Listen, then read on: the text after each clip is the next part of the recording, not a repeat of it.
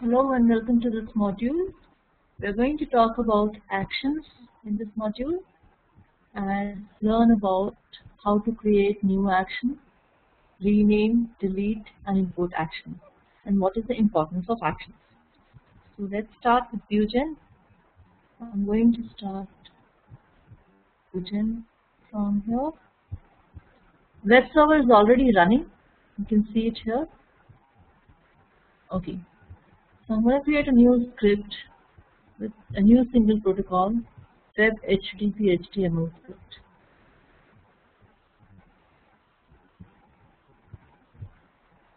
So from recording options, I'm going to create the script as HTML based script. Okay. We are going to take a small flow from Vector's application. In Vector's application, if you see, I will just launch this application to show like what flow I'm going to record in current scenario.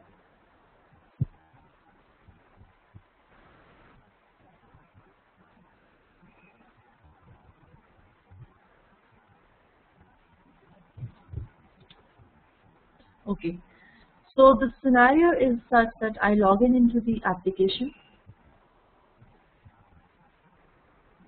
There is a flights tab which will let me book flights from one place to another. For example, I select Seattle to London and rest all the fields, let it be the same way. Continue, I select some flight from here, continue, payment details, I put any card number, expiry date and continue. I am done with this flight booking and now I need to go to this itinerary tab here and check for my tickets. There are multiple tickets, maybe there are all the tickets which were generated before this request. So I can cancel all. I go to the page and then I sign off. So this is the flow that I am going to record with LoadRunner Vuegen. By default, all these activities, all these other actions will go into action. Okay. So I'll say okay.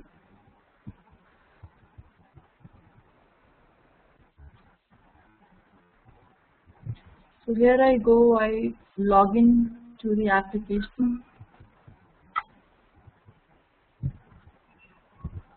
I click on flights.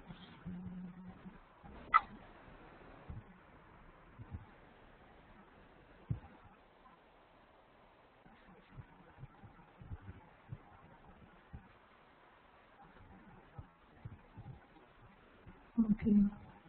I'll wait for the page to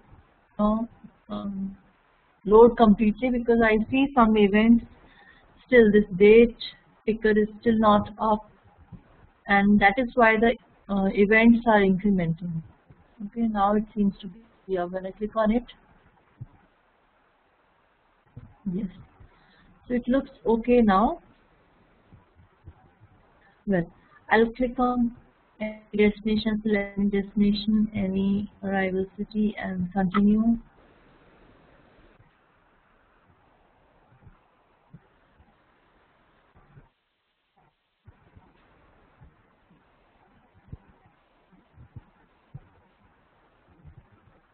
Still working, still in progress.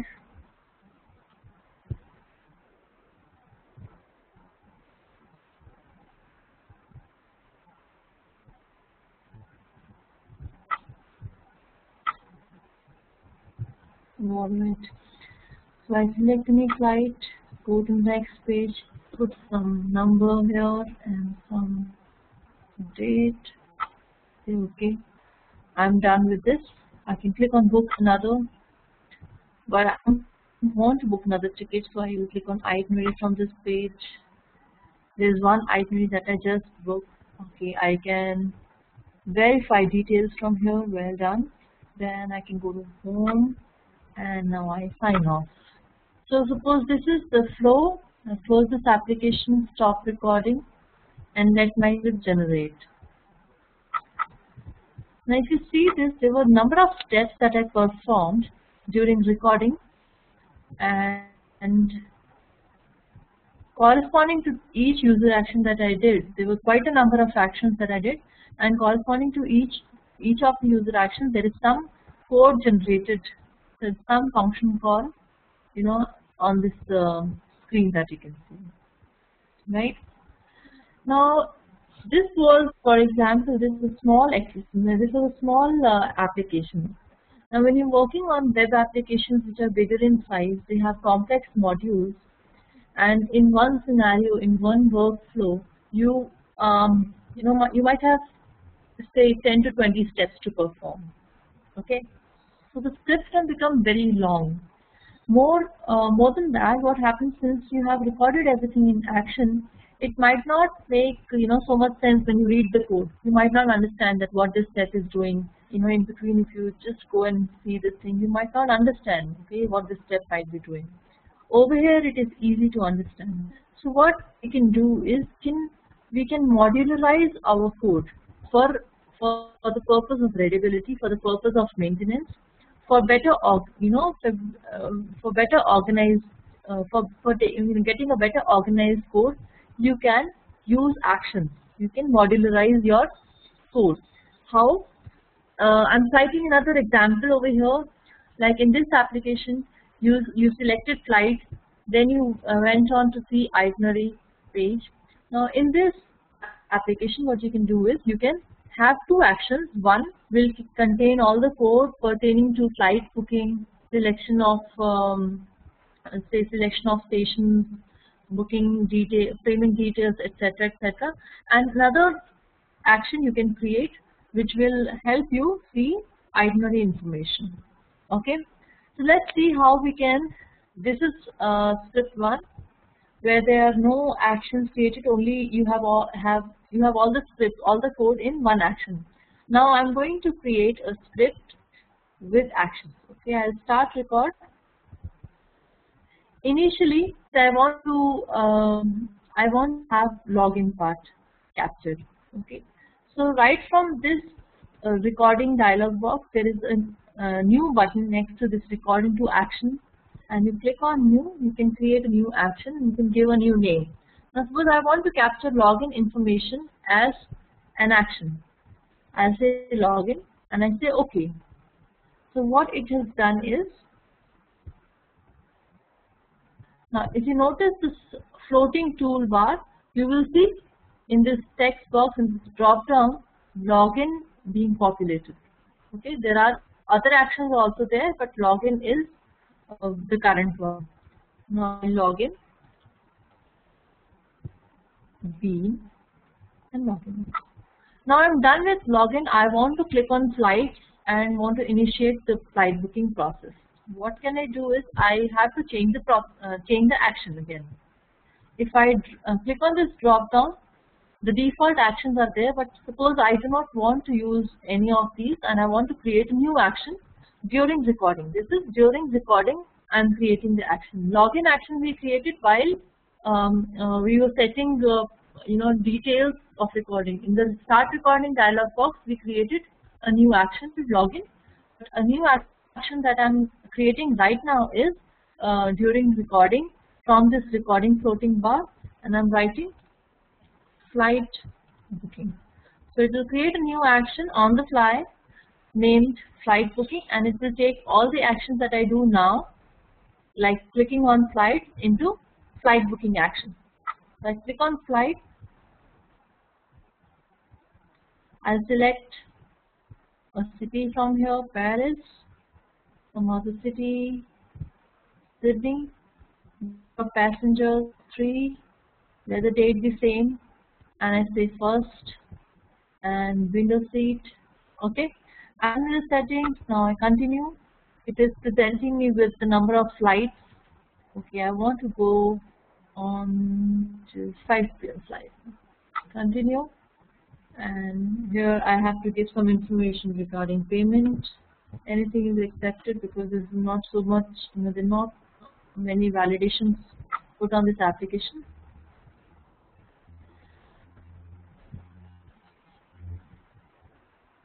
So all these user actions that I did just now after I click on flights will be captured in flight booking action. So let us continue.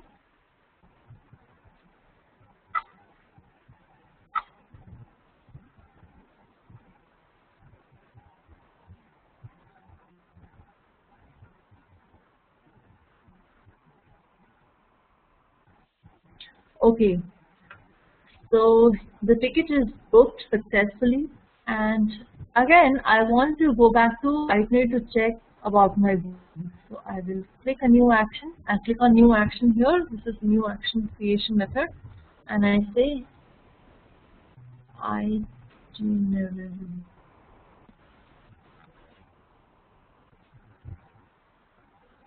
And now I'll click on itinerary, and the step will be recorded into this action.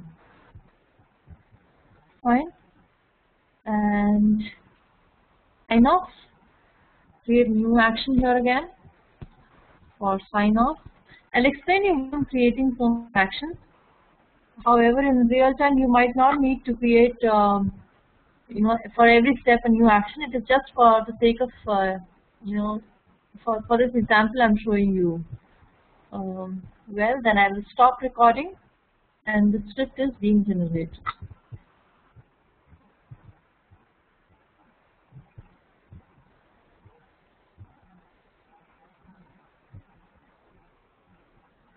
So what I've done is, in the first time when I recorded, I put everything under action. Now you see all the code under action, but next time when I recorded, on recording dialog box, I clicked on this new button to create a new action called login, and I started recording from this action. On the fly, from recording toolbar, I created a new action, flight booking. When I wanted to click on flight, I again created a new action, itinerary. When I wanted to check my itinerary, and then I signed off, I put the sign off code in new action. So I have created login, flight booking, itinerary, and sign off new actions during recording. Okay. And this one action is the previous recording, which contains everything together. Now if you just look at it, this looks pretty legible, this looks pretty readable. Login, as the action name only describes that this must be containing the code to login, and it is navigating to URL, giving login information. Now you can go to flight booking. It will contain all the steps pertaining to flight booking. So you have kind of categorized your code into some modules. Depending on the modules, you have modularized your code. You have brought it into an organized manner. So this becomes useful when you have big scripts, when you have big modules, big flows to capture. You can always divide your code in this manner, which makes more sense, which is pretty understandable. Like now, if a new person joins in and looks into your code, you can definitely say, looking at the actions and the name of the actions, that yes, this must be about login, this must be about flight booking. And from maintenance point of view also, like next time when you come back, and if you look at action, you will have to definitely go through the code, spend some time going into the code to see, okay, where do I want to change, if you want to change anything. But over here, looking at the actions, you can definitely, by spending less time, you can go to action where you want to make changes. Okay, so this is the advantage of creating actions in your script. However, it is not necessary. It is not a mandate that you must have actions. You must have multiple actions in your script. It is not a mandate. It is just for your ease, just for your maintainability, that we have this option available for us. Okay. Well, the second benefit of creating actions is reusability of code. For example, you have this login here. Okay. Now, you have this application where login is the first step. When you have logged into the application, you might have n number of business processes to carry out. Okay. Suppose you want to book a ticket. Over here, the scenarios are pretty small, the workflows are pretty small. But suppose you have an e-commerce website where you want to you want to check for certain product, and you might want to add into cart and then buy it. There's another module available in the same application. Say you want to sell your own product. Okay, you want to list your product for selling. So these two become different workflows, and you might have a chance that both the workflows will definitely require you to log in into the application. Now, login is a common action which is used, for all the scripts that you create, for all the workflows that you create. For everything, you will require to log in first into the application. Now, every time if you log in, if you capture login code into your application, of course you have 20 to 30 scripts. So this becomes redundant. This is like, it's a repeated code. What you can do is, like we have functions, we can reuse functions, we can call functions from an external file. Similarly, we can make this action reusable. Okay, we can reuse this action into a new script. Let me just save this script and show you how we can call this action here. Okay, so I'm going to save this script.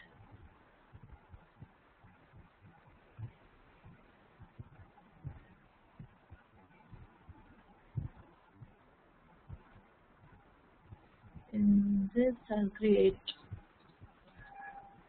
module 4, and I'll save the script as LR1. Okay. Now, for example, this action in this script that you see is, we can rename in it, and we can call it entire. So entire flow is in this action. So here we have multiple actions. We have entire flow in one action. We have divided the entire flow into multiple actions as login, flight booking, itinerary, and sign off. This is just for reference. I have saved this script. Now I want to create another script of same protocol, and on the same website,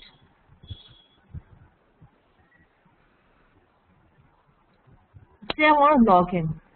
Okay, but let me not do any recording, because if I do recording, I'm going to essentially create the same steps again. Now what I can do is, I need to import the login functionality in this function, in this action, in this script. So what I can do is, you can go to Actions tab here. We have this Actions tab, and you say import action into views. This is user script. So we are going to import some action into this user script. Now we have to browse to the script where we have that action here, which we want to import. And these were the actions present in LR1 script that I just saved. The user init, the action, and user underscore. That is the default action. So I want to import this login action here, and I say OK.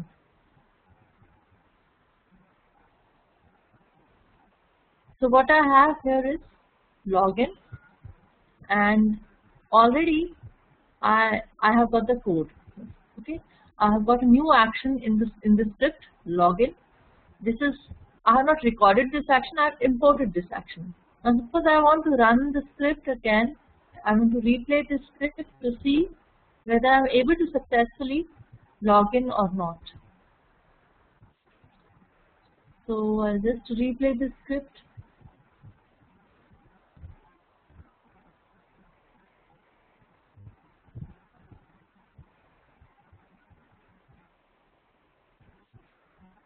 From this replay log, there is no error, and it is able to successfully do login. But let me just show you with the help of runtime viewer that if it could log in successfully or not. So I have put this option on from Tools, General Options, and Display, Show Runtime Viewer during replay. So now when I run this code, this is the new script where I have imported that action. And if you watch this runtime viewer, you should be able to see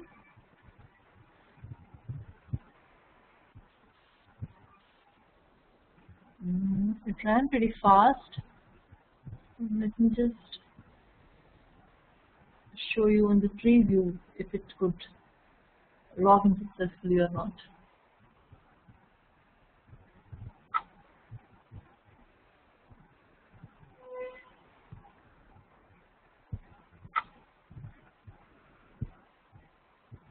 It looks like the snapshot is not successfully generated. Okay, recording snapshot of course will not be there because we did not record this action, and that is why we should be able to see the replay snapshot. If you see replay snapshot and if you see this login.pl, it could successfully log in. That is why it is showing you welcome Jojo message. Okay. So this is about how we can import actions. Let's go back to the previous script which we have saved as LR1. And well, suppose you have created this script with all the activities as actions, segregated them as actions. Now, when you want to run this script, you want to log in, you want to book your flight, but you don't want to see the itinerary page. You don't want to execute the itinerary page. So, if you have everything divided as action, everything organized in this manner, then you can control which action to run or not. From where you have this runtime settings here, this last icon here, or you can go to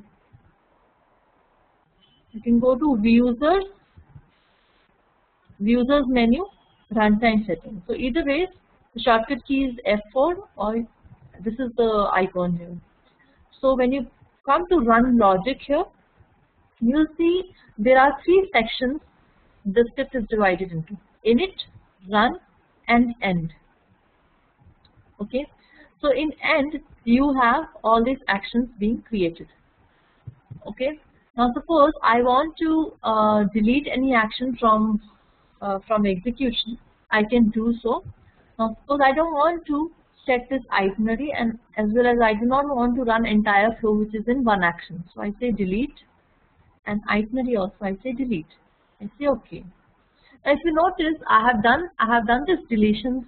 I have asked it to not run these actions which I have deleted from runtime settings. It will not run it because they are not appearing in run section. But they have not been deleted as in completely deleted from the script. You still see them in this action pane. This is the action pane. You still see them, but of course they are disabled. Okay, they are disabled, but they are present. So now when I execute the script, let's watch this replay log now. When I execute this script, you see login, then flight booking, then sign off. So it executed the three actions as we suggested in runtime logic from runtime settings. Run logic from runtime settings. These are runtime settings, and in this general tab you have run logic. From run logic and the run section, you can identify which action to run and in what order to run. Okay. So if you want to insert any action back, you can click on this insert action, and from this list, suppose I want to have this itinerary action run, I can run it. Okay, I can move it up to maintain the order, and I'm done. So I will run it again. You can view in replay log the sequence in which it runs. It runs login.c first, flightbooking.c, then itinerary.c, and then sign off.c. It did not include entire flow in this one. So this way we can have, we can decide what actions to run. If we have multiple actions and if we don't want to include any, we can decide. We can do so. Well, now let's see. I have already taken this. I have renamed the actions into entire flows. So this is about renaming actions. If you want to rename any action, say login. You just have to right click on it and say rename action. So when you rename action, I say sign. The new name is sign name. So you can rename actions in this manner. You can also delete actions. Suppose you do not want to have itinerary action at all in your script. So you can just delete this action simply, and it will not be shown in runtime setting, because runtime setting is going to fetch the action details from the script. Whatever actions you have included in the script will be shown here. However, the decision whether to run or not can be governed from this menu, from this run logic under runtime setting. Okay, but if you notice, if I try to delete viewuser init and viewuser end, these are the default actions.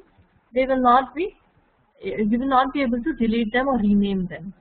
So viewuser underscore init and viewuser underscore end, along with action, these were the default actions. So out of these three default actions, you cannot rename or delete viewuser init and viewuser end. Action you can play with. I could rename the action into entire flow. The new name is entire flow. This is the same as action that was default action.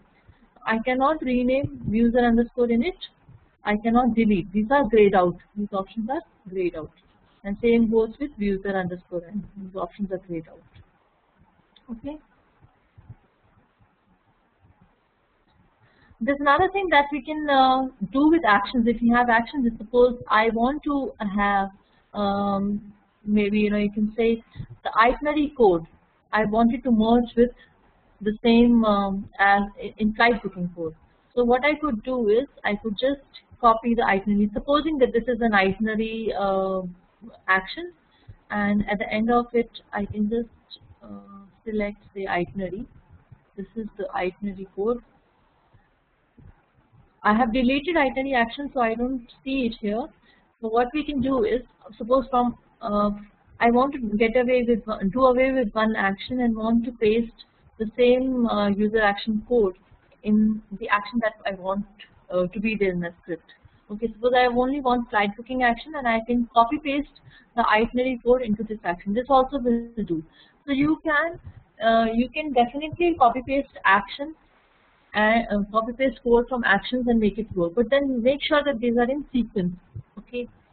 Another thing, another practical use of creating actions that I see, I personally, when I am scripting, what I do is suppose if I want to record a script, suppose I have not recorded a complete flow, and there's some flow that is remaining to be recorded. What I do is I create a new action.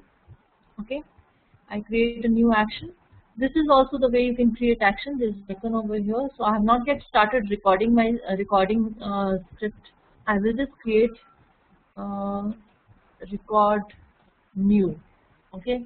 So whatever I record now, I'll put it into this action.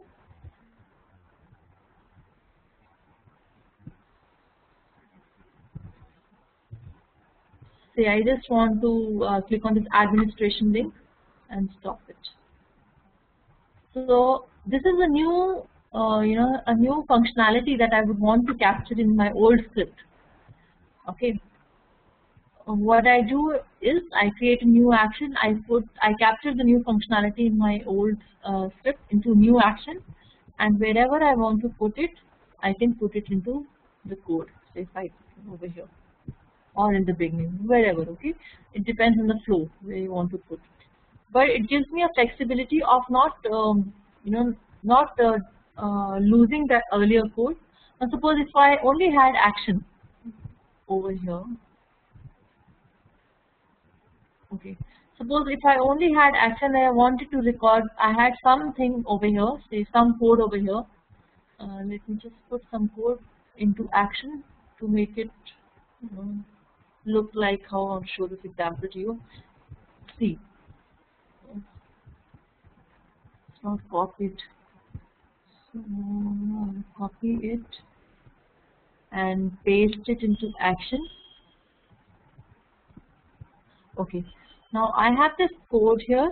This is how when I just record without creating action, my script will look like. Suppose I want to add another feature, another functionality, another code for some other functionality in the same file. How will I do? I will just start recording. When I start recording, see what happens. The action is already recorded, and recording will overwrite it. So when I record this, that particular chunk of code, if I want to record separately, I cannot do so, because all all the earlier code will be overwritten. Okay,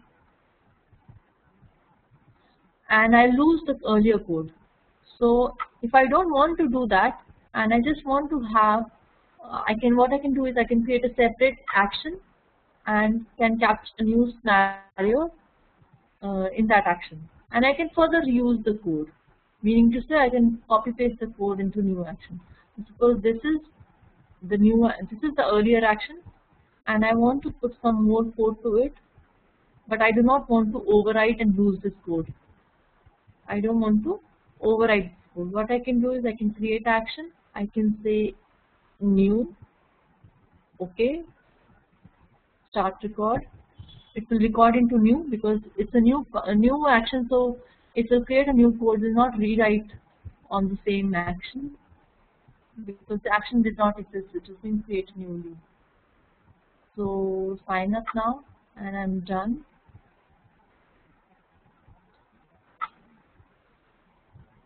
So now I'm able to get the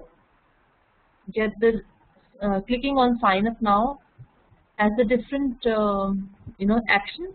So what I can do is I can just copy paste this code and can use it into the action which already had some code in it. So without losing the same code, I'm able to add more code to it. And now I want to run, say, only action. So from runtime settings, I can say in run section have only action. So it will, I'm sorry, I just did not save the setting. Yeah, so delete it, delete the new action, new action. And now I want to run only action because in action I have combined the code. So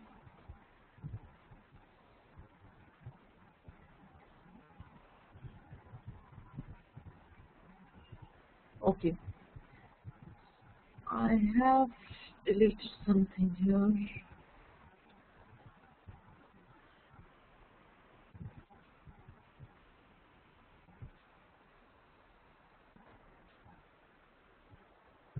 Okay, so this way I can manipulate the script and I can add on to scripts if I record into new action.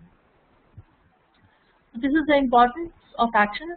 We can modularize the code. We can keep our code in an organized manner. We can reuse the script. We can reuse any action in. We can call it in a new script. You don't have to rewrite the same code again and again. You don't have to record the same code again and again. So it reduces the size of the script also. Okay. Well, that's about actions.